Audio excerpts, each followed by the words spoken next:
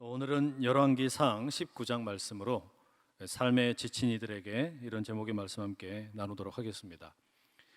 신약 성경의 마태복음, 마가복음, 누가복음에 보면 예수님께서 제자들을 데리시고 변화산에 올라가는 내용이 나오죠.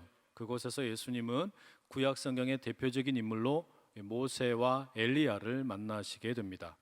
모세가 율법을 대표하는 인물이라면 엘리야는 선지자들을 대표하는 인물이다, 이렇게 말할 수 있겠습니다. 그만큼 예수님과 독대할 만큼 이 모세와 엘리야는 특별한 인물들입니다. 한 시대를 풍미했던 믿음의 영웅들이고 또 믿음이 얼마나 강력했는지 어마어마한 일들을 일으킨 사람들입니다. 그야말로 용감무쌍하고 100%의 믿음을 보여주는 그런 사람들이다 말할 수 있겠습니다. 그런데 오늘 본문에 소개되는 엘리야의 모습은 그런 영웅적인 모습과는 다소 거리가 있어 보입니다. 불같은 믿음의 사람, 적을 무찌르는 강력한 믿음의 사람, 모든 것을 이기는 믿음의 사람, 절대 의심하지 않는 믿음의 사람, 이런 모습이 아니다라는 말입니다. 오히려 오늘 본문은 이 믿음의 영웅으로 칭송받는 엘리야의 어두운 뒷골목 같은 모습을 보여줍니다. 별로 보여주고 싶지 않을 것 같은 그런 이야기를 우리에게 들려주고 있다라는 말이죠. 1절의 말씀에 이렇게 시작하고 있습니다. 아합이 엘리야가 행한 모든 일과 그가 어떻게 모든 선지자를 칼로 죽였는지를 이세벨에게 말하니, 엘리야는 북이스라엘을 다스리고 있는 아합에게 뭔가 별로 좋지 않은 일을 했던 것 같아요. 근데 아합이 누굽니까? 북이스라엘의 임금으로 가장 못된 임금으로 알려져 있는 존재입니다. 그런데 엘리야가 무슨 일을 했느냐? 18장에 보면 바알을 숭배하는 선지자 450명, 아세라를 섬기는 선지자 400명, 합해서 850명과 혼자 싸워서 갈멜산에서 모두 다 죽여버립니다. 이게 엘리야가 했던 일입니다. 엘리야는 그 바알 선지자들을 도망가지 못하도록 다 붙든 다음에 기손 시냇가라는 곳에서 이들을 완전히 다 척결하게 되더라는 말이죠. 바로 이 일을 아합 임금이 자신의 아내인 이세벨에게 일러 바칩니다. 이건 마치 심술난 어린아이가 부모님에게 무언가 투정 부리는 것과 비슷합니다. 왜 투정을 부리느냐? 내가 지금 친구에게 얻어맞았으니까 부모님이 가서 대신 싸워달라, 뭐라도 해달라 부탁을 하는 거 아닙니까? 그것처럼 이 아합이라는 임금은 자신의 아내인 이세벨에게 엘리야가 나를 때렸으니, 엘리야가 내가 섬기는 바알의 선지자들 다 죽였으니 이세벨 당신이 뭐라도 좀 해보라 부탁을 하는 겁니다. 그러자 이세벨이 이제 전면에 나서게 되지요. 섬뜩한 메시지를 엘리야에게 보냅니다. 2절의 일부분의 내용이 이렇게 되어 있습니다. 내가 내일 이맘때에는 반드시 네 생명을 저 사람들 중 한 사람의 생명과 같게 하리라. 그렇게 하지 아니하면 신들이 내게 벌 위에 벌을 내림이 마땅하니라. 이게 뭡니까? 협박이죠. 이세벨이 엘리야를 죽이겠다라고 말합니다. 내일 안에, 그러니까 내일 이맘때까지 24시간 안에 너를 죽이겠다. 어떻게 죽이냐? 네가 죽인 바알의 선지자들처럼 너를 죽이겠다라고 협박을 합니다. 그러나 엘리야가 이런 공갈 협박에 넘어갈 사람입니까? 수백 명과 싸워서 이긴 능력의 사람인데 이런 것에 쫄거나 자빠지면 안 되겠죠. 이런 협박은 아무것도 아닙니다. 그러지 않습니까? 그런데 우리의 믿음의 영웅 엘리야가 다소 이상한 행동을 합니다. 당연히 할 법한 모습이 아니라 요상한 행동을 합니다. 3절 이렇게 돼 있죠. 그가 이 형편을 보고 일어나 자기의 생명을 위해 도망하여 유다에 속한 브엘세바에 이르러 자기의 사환을 그곳에 머물게 하고. 뭐 했다고요? 도망갔습니다. 자기 생명을 보존하기 위해서 엘리야가 도망갔습니다. 믿음의 영웅으로 칭송받던 엘리야가 바로 조금 전에 850명과 싸워서 이겼던 엘리야가 도망가는 겁니다. 어디까지 도망갑니까? 브엘세바라고 소개하고 있습니다. 브엘세바라고 하면 이스라엘의 영토의 맨 밑에 남쪽 경계선을 이야기합니다. 구약 성경에 흔히 단에서부터 브엘세바까지 이런 표현이 나오죠. 단이라는 것은 북쪽 경계를 이루는 지역이고 브엘세바는 남쪽 경계를 이루는 곳입니다. 끝까지 도망갔다는 이야기예요. 더 이상 갈 데도 없는 곳입니다. 이스라엘 최남단까지 도망갔습니다. 게다가 이 성경 구절에 보면 브엘세바를 가리켜 유다에 속한 브엘세바 이렇게 말하고 있습니다. 이게 무슨 말입니까? 유다에 속해 있다라는 이야기는 아합과 이세벨이 북이스라엘을 다스리고 있지만 남유다는 건드리지 못한다, 이런 의미가 내포되어 있는 겁니다. 그래서 엘리야는 지금 북이스라엘에서 도망쳐서 남유다까지 온 겁니다. 그런데 엘리야는 이 최남단, 엘리야가 지금 도망간 브엘세바, 여기에 머무르지를 않습니다.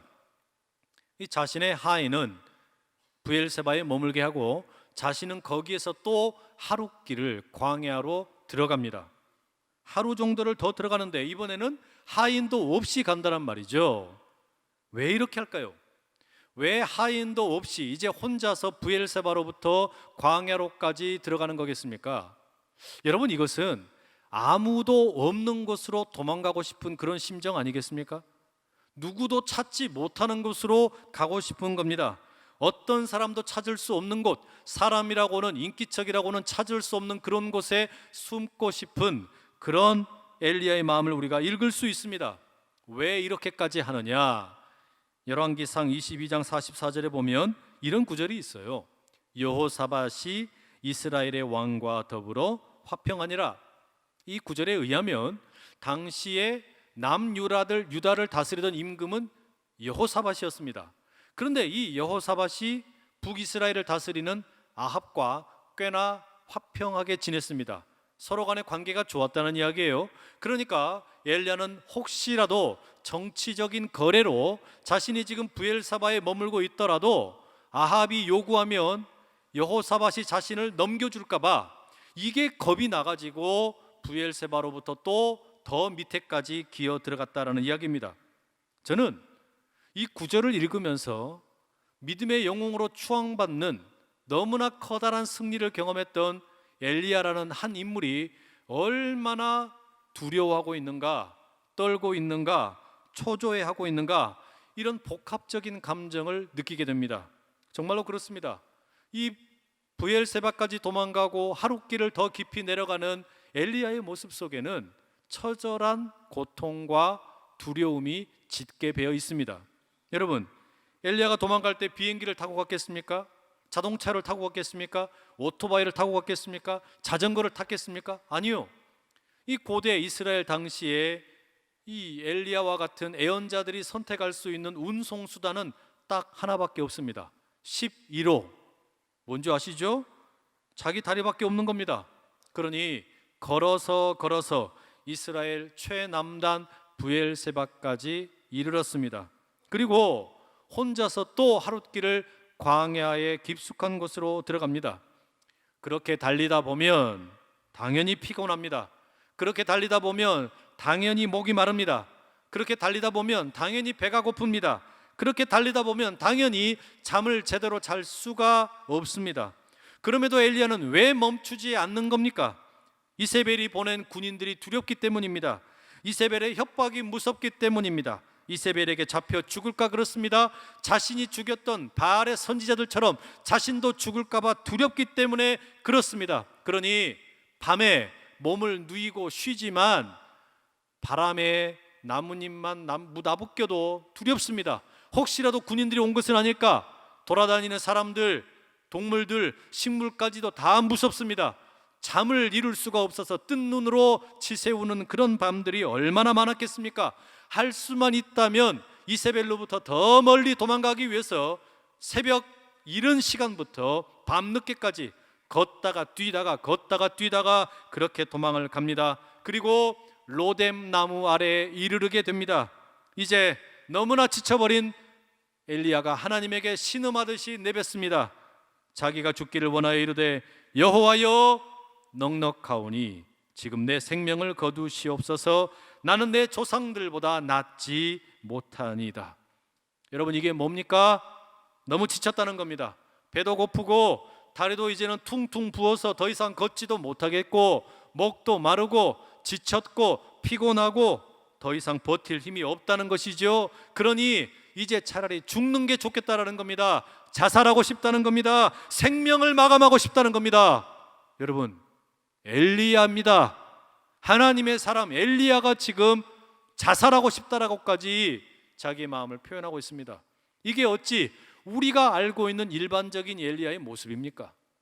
전혀 어울리지 않는, 절망에 빠져 있고 두려움에 사로잡혀 있는 너무나 연약한 한 인간을 우리가 만나게 됩니다. 저는 엘리야의 이런 모습이 어떤 의미에서는 참 반갑습니다. 왜 그런 거 아니? 사람 냄새 나기 때문에 그래요. 정호성 시인의 내가 사랑하는 사람이라는 시에 보면 이런 식구가 있습니다. 나는 그늘이 없는 사람을 사랑하지 않는다. 나는 그늘을 사랑하지 않는 사람을 사랑하지 않는다. 나는 눈물이 없는 사람을 사랑하지 않는다. 나는 눈물을 사랑하지 않는 사람을 사랑하지 않는다. 사람 사는 사람 모습이 뭐냐? 그늘도 있고 냄새도 나고 눈물도 흘릴 줄 아는 거, 그게 진짜 사람 사는 것 같다, 이런 이야기 아니겠습니까? 그런데 지금 엘리야도 그렇게 보이는 거예요. 하나님의 사람으로 850명의 그 적의 무리를 눈 하나 깜빡하지 않고 죽였던 그런 엘리야일 줄 알았는데, 완벽한 하나님의 사람인 줄로만 알았는데, 믿음이 절대로 흔들리지 않는 사람인 줄로만 알았는데, 그런데 엘리야도 사람이다라는 이야기예요. 엘리야도 죽음의 위협 앞에서 벌벌 떨다라는 이야기죠. 우리처럼 연약함이 있고 약함이 있고 아픔이 있고 고통이 있고 눈물이 있고 두려움이 있고 벌벌 떠는 그런 감정이 있더라라는 말입니다. 그래서 여러분, 엘리야를 보면 반갑습니다. 모든 게 너무 완벽한 그런 모습이 아니라 부족한 모습이 보여서 반갑습니다. 정말로 그러지 않습니까? 우리도 그렇습니다. 때때로 여러분, 우리 너무 지쳐서 엘리야가 지금 이렇게 로뎀나무 아래 아무도 없는 곳에 숨어 있는 것처럼 우리도 그렇게 골방에 들어가가지고 문 다 걸어 잠그고 혼자 있고 싶을 때가 있지 않습니까? 엘리야만 그런 게 아니란 이야기예요. 우리도 그럴 때가 있다는 이야기입니다. 누구도 모르는 곳에 혼자 들어가가지고 숨고 싶을 때가 있습니다. 아무도 없는 곳으로 피하고 싶을 때가 있습니다. 다른 사람들에게 내 이 연약한 모습을 보여주고 싶지 않아서 숨어버리고 싶을 때가 있어요. 병원에 때때로 신방 가려고 그러면 우리 성도분들 가운데 그런 분들 계십니다. 내 이런 연약한 모습 보여주고 싶지 않습니다. 목사님 오지 마세요. 그냥 전화로만 기도해 주세요. 이런 분들 계신단 말이에요. 피하고 싶다는 이야기입니다. 사람들을 만나고 싶지가 않은 겁니다. 자기 속에 갇혀 있고 싶은 겁니다.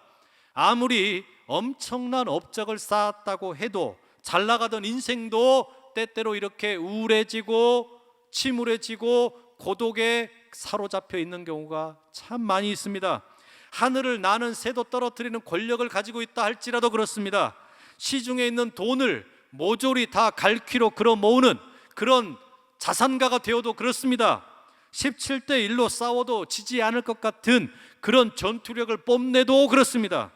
어느 한순간 뭐 큰일이 아닌 것 같은데도 갑자기 몰려오는 두려움, 이길 길이 없어요. 갑자기 찾아오는 이 절망감, 저항할 방법이 없습니다. 이겨낼 방법이 없는 겁니다. 슬픔이 몰려오고 심장이 멎어버릴 것 같은 그런 두려움이 느껴질 때가 우리 가운데 엄습해 올 때가 꼭 있습니다. 소설가 김훈의 칼의 노래에 보면 이순신 장군도 그랬습니다. 후대의 사람들에게는 전쟁 영웅으로 나라를 구한 위대한 인물로 12척의 배로 일본의 수많은 배들을 침몰시킨 전략의 귀재로 알려져 있지만, 심지어 그냥 영웅도 아니라 성웅이라고 불리우는 이순신 장군이지만, 작가 김훈은 이순신이 아들 면의 죽음의 소식을 들었을 때 그 심정을 이렇게 묘사합니다. 면의 부고를 받던 날, 나는 군무를 패하고 하루 종일 혼자 앉아 있었다. 환도 2자루와 면사첩에 걸린 내 숙사 도배지 아래 나는 하루 종일 혼자 앉아 있었다. 바람이 잠들어 바다는 고요했다. 덜 삭은 전내가 나던 면의 푸른 똥과 면이 돌을 지날 무렵에 아내의 몸 냄새를 생각했다. 허벅지와 어깨에 적의 칼을 받고 혼자서 죽어갈 때의 면의 무서움을 생각했고, 산 위에서 불타는 집을 내려다보던 면의 분노를 생각했다. 쓰러져 뒹굴며 통곡하는 늙은 아내를 생각했다. 송장으로 뒤덮인 이 쓰레기의 바다 위에서 그 시내림의 운명을 힘들어하는 내 슬픔의 하찮음이 나는 진실로 슬펐다. 몸 깊은 곳에서 치솟는 울음을 이를 악물어 참았다. 밀려 내려갔던 울음은 다시 이새로 새어 나오려 했다. 사랑하는 여러분, 이순신 장군도 슬플 때가 있었습니다. 혼자 있고 싶을 때가 있었어요. 그 깊고 깊은 그 울음을 참아야만 했고, 그 울음을 참을 수 없어서 치아 사이로 인내로 새어 나오는 것을 경험할 때가 있었다는 이야기예요. 여러분, 우리도 그러지 않습니까? 아무리 대단해 보이는 사람일지라도 울고 싶을 때가 있어요. 우리 남자 성도님들, 아내에게 약한 모습 보여주지 못해서, 자녀들에게 약한 모습 보여주지 못해서 혼자서 자동차에 틀어박혀서 풀리지 않는 사업을 끌어안고 울고 있는 경우 종종 있을 겁니다. 우리 자녀들 성적이 이렇게 나오지 않아서 답답한 마음에 고시원에 들어가서 혼자 틀어박혀 울고 싶을 때 있을 겁니다. 우리 주부님들, 집안에 남편 떠나보내고 자녀들 다 내보내고 집에 혼자 틀어박혀서 집안 청소하다가 갑자기 서글픔이 몰려와서 거실에 털썩 주저앉아 울고 싶을 때가 있다는 말이에요. 여러분, 그게 우리 세상살이입니다. 하루 종일 앉아 울고 싶을 때가 있고, 몸 깊은 곳에서 치솟는 울음을 이를 악물고 참을 때가 있습니다. 밀려 내려갔던 울음이 다시 이새 사이로 새어나올 때가 있다라는 이야기예요. 얼마나 우리의 주변에 이런 일들이 많습니까? 어제도 병원에 다녀왔는데 왜 그렇게 아픈 사람들 많을까요? 우리 성도분들 뜻하지 않았던 갑작스러운 질병을 만나서 울고 있고 아파하고 만날 수도 없고 면회할 수도 없고 혼자서 중환자실에 그렇게 격리되어 있을 때 얼마나 답답하겠습니까? 그 심정이 얼마나 어렵겠냐 이 말이에요. 힘에 겨운 인생들 우리 주변에 너무나 많습니다. 그런 사람들, 엘리야처럼 나지막이 소리를 내뱉습니다. 여호와여, 넉넉하오니 지금 내 생명을 거두시옵소서. 나는 내 조상들보다 낫지 못하니이다. 나는 내 조상들보다 나을 게 없습니다. 믿음의 사람들과 다를 게 없습니다. 저들보다 내가 훨씬 못합니다. 그래서 생명을 거두어 달라고 외칩니다. 돈이 원망스러운 사람은 돈아 내 생명을 거두어 가라 외칩니다. 사랑이 원망스러운 사람은 사랑아 내 생명을 거두어 가라 외칩니다. 나라가 너무 원망스러운 사람은 나라야 내 생명을 거두어 가라 외칩니다. 회사가 원망스러운 사람은 회사야 내 생명을 거두어 가라 외친다라는 말입니다. 로뎀나무 아래 생명을 거두어 달라는 엘리야의 이 절망은, 이 절규는 또한 우리들의 모습이기도 합니다. 그런데 이야기는 이렇게 끝나지 않습니다. 이렇게 배가 고픈 상태로, 목마른 상태로, 지쳐버린 상태로 다리는 팅팅 붓고 더 이상 움직일 수 없어서 누워있고 죽기를 구하는 엘리야의 이 절망적인 순간에 하나님께서는 천사를 보내십니다. 하나님께서는 이렇게 천사를 보내십니다. 화려하게 모든 사람들로부터 주목받고 있을 때, 내가 뭔가 어마어마한 업적을 낳았을 때 천사를 보내시는 게 아니라 우리가 절망적인 순간에 빠져 있을 때, 죽고 싶을 때, 더 이상 이제는 헤어나올 길이 없는 것 같은 바로 그때에 천사를 보내십니다. 천사와 같은 사람들을 우리에게 보내십니다. 여러분, 혹시 지금 절망적인 상황에 놓여 계십니까? 그렇다면 이것을 믿으십시오. 바로 그 순간이 하나님을 만나는 순간입니다. 하나님께서 천사를 보내주시는 순간입니다. 그 하나님이 보내시는 천사들을 만나실 수 있기를 간절히 축복합니다. 천사가 로뎀나무 아래 누워있는 엘리야를 찾아갑니다. 그리고 엘리야를 어루만집니다. 만져줍니다. 마사지를 하듯이 만져줍니다. 그의 식어가는 몸을 깨워주는 겁니다. 그리고 숯불에 구운 떡과 물 한 병을 공급합니다. 엘리야는 허겁지겁 떡과 물을 마시고 먹습니다. 그리고 다시 눕습니다. 그만큼 지쳐버린 것이겠지요. 일어날 힘이 없는 것이겠지요. 그러자 천사가 다시 엘리야를 어루만집니다. 그리고 말합니다. 엘리야야, 일어나라. 이 떡과 물을 마시고 먹고 40주야를 내달려서 하나님의 산 호렙으로 가라. 호렙이 어떤 곳입니까? 하나님의 산입니다. 하나님께서 모세를 만나 주었던 곳입니다. 하나님의 임재가 있는 곳입니다. 은혜가 있는 곳입니다. 하나님의 약속이 있는 곳입니다. 바로 그곳으로 천사가 갈 것을 명합니다. 엘리야는 떡을 먹으며 물을 마시며 천사가 명한 대로 호렙산에 이릅니다. 하나님의 현존 앞으로 나갑니다. 하나님의 은혜의 자리에 섭니다. 하나님이 부르신 곳에 가게 되었습니다. 그런데 오히려 호렙산에 이르렀을 때 엘리야는 다시 동굴 속으로 숨어 버립니다. 호렙산까지 갔지만 동굴 속에 숨어 들어가 버립니다. 이게 어떤 모습이겠습니까? 로뎀나무 아래 쓰러져 있다가 호렙산까지 오기는 왔지만 하나님을 만날 자신이 없는 겁니다. 하나님에게 내 초라한 모습을 보여주고 싶지가 않은 겁니다. 그래서 동굴 속에 숨어버립니다. 그런 엘리야에게 하나님 말씀하시죠. 엘리야야, 네가 어찌하여 여기 있느냐? 엘리야야, 네가 어찌하여 여기 동굴 속에 처박혀 있느냐? 하나님 말씀하십니다. 엘리야가 대답하죠. 하나님, 다 죽어버리고 이제 나 혼자 남았습니다. 하나님 믿는 사람 나 혼자밖에 남은 것 같지가 않습니다. 그런데 저 악한 자들이 이제 내 생명까지 취하려고 합니다. 너무 무섭습니다. 두렵습니다. 그러니 나는 동굴 밖으로 나갈 수가 없습니다. 엘리야가 울부짖지요. 그런데 하나님께서 다시 말씀하십니다. 엘리야야, 동굴 밖으로 나와라. 동굴 밖으로 나와라. 그런데 엘리야가 꼼짝하지 않습니다. 성경에 의하면 엘리야가 밖으로 나왔다는 기록이 없어요. 엘리야가 아무래도 동굴 속에 그대로 있었던 것 같습니다. 그러자 하나님께서 동굴 안에 있는 엘리야를 향하여 여러 가지 모습으로 나타나십니다. 하나님께서 지나가십니다. 크고 강한 바람이 나타납니다. 산을 깨부시고 바위를 파괴합니다. 그런데 그 바람 가운데 하나님이 계시지 않습니다. 바람 이후에는 지진이 있습니다. 지진은 땅을 갈라버립니다. 터전을 흔들리게 만듭니다. 그런데 그 지진 가운데도 하나님이 계시지를 않습니다. 지진 후에는 불이 있습니다. 불은 모든 것을 불살라버립니다. 태워버립니다. 소멸시켜버립니다. 그런데 그 불 가운데도 하나님은 계시지 않습니다. 바람으로도 지진으로도 불로도 엘리야를 동굴 바깥으로 끄집어낼 방법이 없었다는 이야기예요. 그런데 마지막에 뭐가 있느냐? 세미한 음성이 들려옵니다. 작디 작은 소리입니다. 작디 작은 소리입니다. 13절에 의하면 엘리야는 그 세미한 음성 듣고 동굴 앞에 섭니다. 엘리야의 위치가 달라졌어요. 광야의 로뎀나무 아래 누워서 죽기를 기다리고 있던 엘리야, 천사가 공급해주는 물과 떡을 먹고 호렙산에 이르렀으나 동굴 속에 들어갔던 엘리야가 아닙니다. 엘리야가 이제 동굴 입구에 서 있더라라는 말입니다. 도대체 무엇이 엘리야를 동굴 바깥으로 이끌어냈습니까? 바람입니까? 지진입니까? 불입니까? 아니에요. 세미한 음성입니다.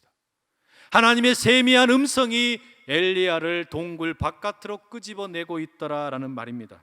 하나님의 세미한 음성, 뭐라고 하나님 말씀하셨는지는 모르겠습니다. 그러나 엘리야는 그 세미한 음성 듣고 겉옷으로 자기 얼굴을 가린 채 동굴 입구에 서 있습니다. 저는 이 장면이 너무나 아름답습니다. 마치 우리 영혼이 예배를 드리는 가운데 살아나는 것을 보는 것 같기 때문입니다. 광야의 로뎀나무 아래 쓰러져 있던 엘리야처럼 우리들도 때때로 세상살이 가운데 광야 같은 세상에서 로뎀나무 아래 죽기를 구하며 쓰러져 있을 때가 얼마나 많습니까? 지쳐버려서, 목말라서, 배고파서, 병들어서 영혼이 죽어가고 어쩌지 못해서 쓰러져 있는 우리들의 모습이 얼마나 많습니까? 그런데 그렇게 삶에 지쳐있는 우리들을 하나님께서 천사를 통해 하나님의 현존 앞으로, 하나님의 예배의 자리로, 하나님의 은혜의 자리로, 호렙산으로 우리를 부르십니다. 그런데 문제가 뭡니까? 예배의 자리에 나오긴 나왔는데 여전히 우리는 동굴 속에 들어가 있습니다. 누구에게도 나를 보여주고 싶지 않아서, 세상 가운데 들어가기도 싫고, 하나님 앞에 나를 보여드리기도 싫어서, 하나님 내가 너무 초라해요. 나 혼자 있는 이 모습 누구에게도 보여주고 싶지 않아요. 나는 하나님 앞에 왔으나 동굴 속에 그대로 있고 싶어요. 예배를 드리지만 자신이 파놓은 동굴 속에 들어가 있는 사람들이 너무 많습니다. 오늘 이 자리에 예배드리러 나와 있으면서도 여전히 동굴 속에 들어가 하나님께 자신을 내어드리지 못하는 이들이 많다는 이야기예요. 그런데 여러분, 그렇게 동굴 속에 들어가 있는 우리를 끄집어내는 게 누구냐? 무엇이냐? 기적이 아니더란 말이죠. 불이 아닙니다. 지진이 아닙니다. 바람이 아닙니다. 어마어마한 일확천금이 아닙니다. 우리를 변화시키고 동굴 바깥으로 끄집어내는 것, 세상에 마주할 수 있도록 다시 우리를 세워주는 게 뭐냐? 하나님의 세미한 음성입니다. 하나님의 그 작디 작은 세미한 음성이 엘리야를 동굴 입구에 세웠던 것처럼 오늘 우리를 동굴로부터 끄집어내는 줄로 믿습니다. 여러분, 그 세미한 음성 들으실 수 있기를 간절히 축복합니다. 도대체 하나님께서 뭐라고 말씀하셨을까? 엘리야에게 뭐라고 세미한 음성을 들려주셨을까? 정확하게 알 수 없습니다. 그러나 짐작할 수 있는 것은 있습니다. 그게 뭡니까? 내가 너와 함께 하겠다는 거예요. 로뎀 나무 아래 쓰러져 있을 때 내가 너와 함께 했다. 네가 좌절하고 넘어져 있을 때 내가 너와 함께 했다. 하나님, 그런데 나는 혼자 있었잖아요. 나 혼자 있었고 모든 하나님 믿는 사람들 다 죽었잖아요. 우리도 그렇게 말할 때 있지 않습니까? 나 혼자 믿음으로 살아가는 것 같고, 믿음으로 살아가는 것이 너무나 힘들어서 믿는 사람 아무도 보이지 않고 예수 믿는다는 이유 때문에 절망에 빠져서 허우적거릴 때가 얼마나 많냐 이 말이에요. 그럴 때 내가 나 혼자 있다고 느껴질 때 절망스럽습니다. 동굴 속으로 들어가고 싶습니다. 그런데 바로 그때 하나님께서 뭐라고 말씀하십니까? 엘리야야, 네가 어찌하여 동굴 입구에 서 있느냐 말씀하시며 하사엘에게, 에후에게, 엘리사에게 기름을 부으러 떠나라고 말씀하십니다. 엘리야가 너무나 두려워하고 있는 저 세상 속으로 다시 들어가라는 겁니다. 사명을 주시는 거죠. 하사엘을 아람 왕으로 세우고, 에후를 이스라엘의 임금으로 세우고, 엘리야를 대를 잇는 선지자로 세우라는 겁니다. 여러분, 이게 어떻게 가능한 겁니까? 하나님의 세미한 음성이 그 뒤에 이어집니다. 너 혼자 있는 게 아니다. 숨겨져 있는 7천의 용사가 있다. 너의 눈에 보이지 않을지라도 7천의 용사, 바알에게 무릎 꿇지 않은 하나님만 섬기는 사람들이 보이지 않는 곳에 요소에 숨어 있다 말씀하고 계신다는 이야기예요. 여러분, 이 세미한 음성 들으실 수 있기를 축복합니다. 나 혼자 있는 게 아니에요. 우리 세상살이가 없는 나 혼자 예수 믿는다고 하다가 전사하고 쓰러져서 순교하는 게 아닙니다. 나 혼자만이 아니라 우리 주변에는 보이지 않지만 믿음으로 살아가고 있는 수많은 사람들이 함께합니다. 저들이 있기 때문에 우리의 믿음에 걸어가는 걸음이 홀로 가는 걸음이 아니라 주님의 명령 붙들고 나가는 복된 걸음인 줄로 믿습니다. 사랑하는 여러분, 엘리야는 이렇게 변화됩니다. 로뎀 나무 아래 쓰러져 있던 인생, 그러나 천사를 통해 힘을 공급받고 하나님의 임재 앞에, 현존 앞에, 은혜의 자리 호렙산에 왔습니다. 하지만 하나님 앞에 설 자신이 없어서 동굴 속에 들어가 있던 엘리야, 그를 세미한 음성으로 들러 깨우시는 하나님, 동굴 밖으로 끄집어내시는 하나님, 그리고 사명을 주십니다. 다시 세상 속으로 들어가라고 말씀하십니다. 가서 저 두려워할 세상이 아니라 정복할 세상으로 마주하라고 합니다. 여러분, 우리에게도 말씀하시는 것은 동일합니다. 로뎀 나무 아래에 쓰러져 있던 우리를, 삶에 지쳐있던 우리를 누군가의 권면과 이끌어줌으로 우리가 이 자리에 왔습니다. 하나님 우리를 부르셔서 호렙산에 왔습니다. 예배의 자리에, 은혜의 자리에, 하나님의 현존의 자리 가운데 왔습니다. 그런데 하나님 마주할 힘이 없어서, 세상에 다시 나아갈 힘이 없어서 동굴 속에 갇혀있는 우리들의 모습이 얼마나 많습니까? 그러나 우리 하나님 말씀하십니다. 주님 말씀하십니다. 내가 너와 함께한다. 임마누엘의 주가 될 것이다. 세상 속으로 다시 들어가자 말씀하십니다. 홀로 있지 않다고 말씀하십니다. 7천의 용사가 함께한다고 말씀하십니다. 안산 제일의 성도들이 함께한다고 말씀하십니다. 구역의 식구들이 함께합니다. 교구의 식구들이 함께합니다. 남선교회, 여전도의 모든 수많은 믿음의 사람들이 보이지 않는 곳에서 함께합니다. 중보기도의 사람들이 나를 위해서 기도합니다. 나 혼자 병석에 누워서 끙끙 앓고 있는 게 아닙니다. 누군가가 지하 2층에서, 그리고 교회 3층에서 중보기도합니다. 우리를 위해서 기도합니다. 여러분을 위해서 기도합니다. 교회를 위해서 기도합니다. 이 나라의 민족을 위해서 기도합니다. 그러니 다시 동굴 밖으로 나와 힘차게 세상 속으로 들어가는 믿음의 사람들 다 되실 수 있기를 간절히 축복합니다. 홀로 가는 길 아니기에, 믿음의 사람들이 있기에 이 걸음을 힘있게 내딛는 우리 모두 다 될 수 있기를 간절히 축복합니다. 기도하겠습니다. 사랑하는 아버지 하나님, 삶에 지쳐 로뎀 나무 아래 죽기를 구하며 쓰러져 있는 우리들 내버려 두지 않으심에 감사합니다. 죽고 싶다고 느낄 때도 있고, 절망스러울 때도 있고, 빠져나갈 길이 아무것도 없는 것처럼 답답할 때도 있습니다. 내 자신이 너무 못나 보여 답답할 때도 있고 세상살이에 지쳐버릴 때도 있습니다. 그러나 다시 우리를 일으켜 세우시고 호렙산으로, 예배의 자리로, 하나님의 현존 앞으로 부르시는 그 주님을 만납니다. 여전히 동굴 속에 숨어 있으려고 하지만 동굴 밖으로 우리를 끄집어내시고 다시 세상 속으로 들어가게 하시는 하나님을 의지합니다. 주여, 아무리 힘들어도 주님 함께 하심에 저 세상 속으로 다시 들어갑니다. 이 한 주간 가운데도 그 은혜에 붙들고 살게 하여 주시옵소서. 예수님의 이름으로 기도드립니다. 아멘.